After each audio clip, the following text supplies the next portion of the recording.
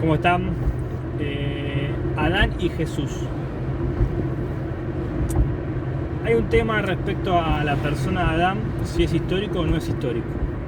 Desde mi posición, y bueno, tendría que explicar todo de nuevo o contextualizar un poco cuál es la posición que tengo respecto a la construcción del relato del Antiguo Testamento, pero básicamente digamos que no creo en el Adán histórico.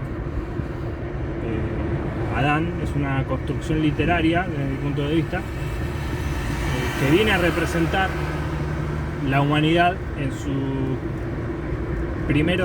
primeras incursiones en el autoconocimiento, en la conciencia de sí, en la realidad del intercambio informativo complejo que tenemos los seres humanos por medio del lenguaje.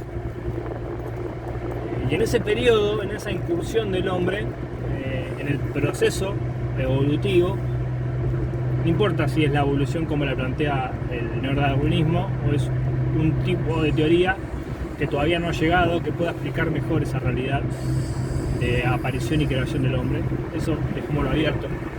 Pero es una instancia en ese punto donde el hombre no tiene la herramienta para dejar asentada información más allá de lo que puede hablar, más allá de lo que pueda transmitirse con señas quizás, con algún que otro símbolo que pueda representar, que puede llegar a ser más material que dibujado, o que pictográfico, digamos. Entonces hubo un Adán en ese sentido, ¿no? Una primera población, una primera persona que ha podido conceptualizar esto del pecado, esto del error, esto de hacer algo que no me beneficia. Esa primera experiencia con la culpa, esa primera experiencia con mi complementariedad femenina, que es la mujer. Esa primera experiencia con el sentirme inferior a lo que me rodea, que es producto de algo superior a mí. Todas esas y miles de cosas más se ven representadas en ese Adán. Y en ese Adán se van construyendo diferentes relatos que intentan expresar estas cosas, que intentan transmitir vivencia de las personas que se vuelven tipológicas, que se vuelven arquetípicas y que se van expandiendo en la sociedad primitiva y que no tienen comparación, no tienen punto de similitud con otras historias. Y eso es lo que nos cuesta tanto entender a nosotros hoy que vivimos en la modernidad o en la posmodernidad hoy. Hoy tenemos tantas historias, tantas películas, tantos relatos que es como difícil encontrar algo nuevo, algo distinto, alguna experiencia que no hayamos tenido.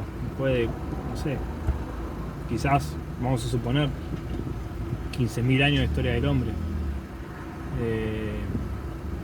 Es difícil encontrar algo que no haya sucedido nunca, pero a lo largo de la historia, sobre todo después de la escritura y después de empezar a poder eternizar de alguna manera la información y la experiencia que vivimos, se da el hecho de anclar modelos y arquetipos, y ese Adán es uno. Y a lo largo de la historia se va construyendo, y de alguna manera el judaísmo o los hebraísmos lo van, digamos, procesando, el establecer esos modelos, esos arquetipos, esos ejemplos positivos y negativos. Y eso va sucediendo a lo largo de la historia del Antiguo Testamento, ya sea en los mitos historias o en las historias. Se van construyendo esos personajes. Bueno, en ese devenir de la historia, del anclaje de modelos, de arquetipos, sucede que las personas van ideando historias que establecen modelos que no son históricas, son ficciones, pero establecen modelos. Y lógicamente después va a acontecer un suceso histórico, un hecho, en que ese modelo ficción ficticio se ve representado. Y así se va volviendo histórica la experiencia de los relatos. Y por eso es importante la sabiduría en la antigüedad, porque ahí está el asunto de la predicción, predecir lo que va a pasar, la intuición, una lectura psicológica de la realidad, no en términos modernos obviamente, pero en términos primitivos.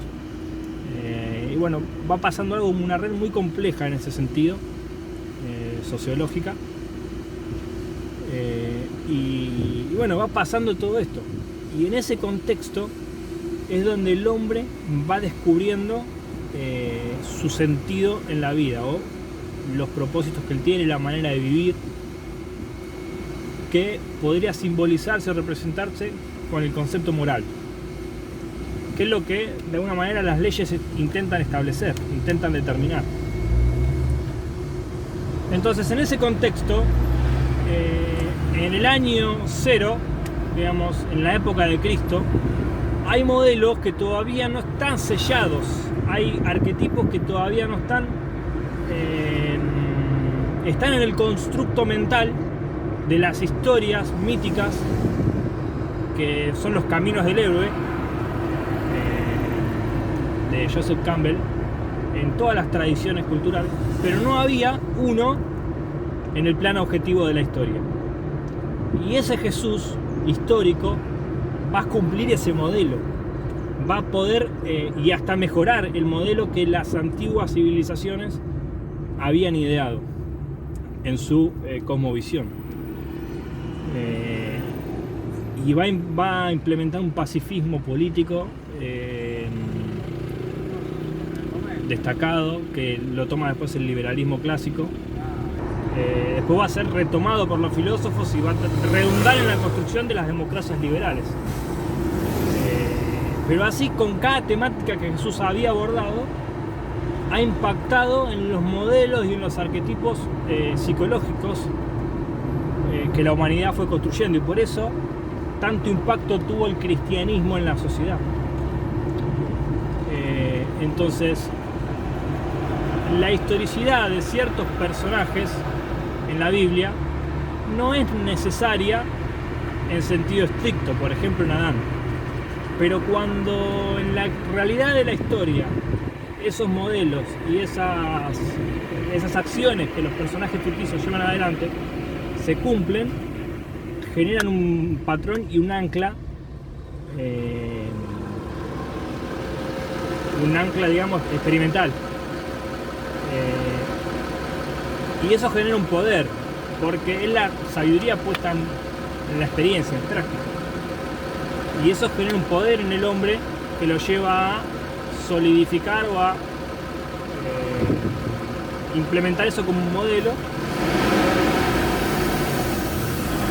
a cumplir por los demás, y empieza a imponer, digamos, esa experiencia a los demás. Entonces, y ahí llega la ley, donde dice que vos tenés que vivir así, vos tenés que hacer esto, vos tenés que hacer lo otro.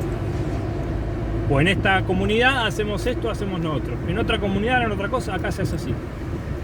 Y después está el concepto de autoridad dado a estas personas que anclan los modelos,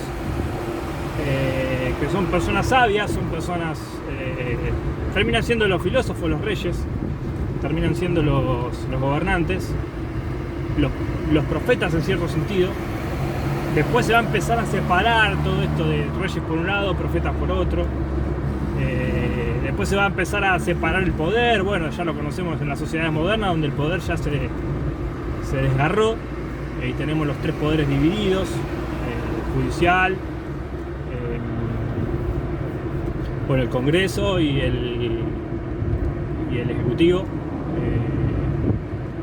No me acuerdo si el Congreso es otro nombre, pero no importa, no me acuerdo. Pero bueno, en la experiencia humana y en el proceso de existencia del hombre van pasando todas esas cosas. Y el papel de Jesús es un papel demasiado importante para la construcción de la sociedad occidental, porque es el que ancla un modelo que no estaba tan determinado, y viene a representar o a digamos, casi a sellar la imagen que tenemos de Dios, y por eso Jesús termina siendo Dios. Porque viene a dar plenitud a ese arquetipo, a ese modelo psicológico que nos hemos construido de la persona de Dios, que tiene que ver con nuestra moral y con el propósito que este ser nos dio a nosotros para existir. Entonces, ¿Jesús es Dios de alguna manera? Sí, Jesús es Dios. No hay otro que haya marcado el modelo, que haya marcado el camino, que haya dado el arquetipo, que lo haya cumplido. Y en ese sentido es más importante el Jesús histórico que el Adán histórico.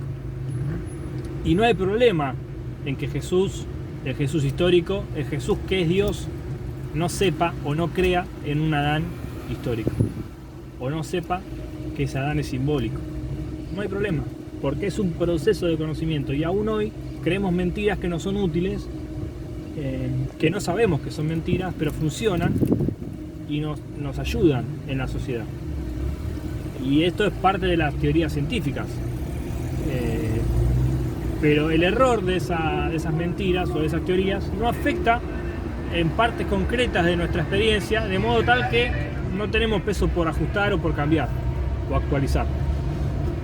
Porque ya hemos hecho un proceso muy fuerte y muy grande y muy amplio hasta hoy. Pero si hubiera pasado, si estuviéramos en la antigüedad y viviéramos en el mundo antiguo, nuestra experiencia sería completamente otra y entenderíamos mejor estas circunstancias y estas cosas que estamos hablando, que hoy para nosotros mentalmente son incompatibles.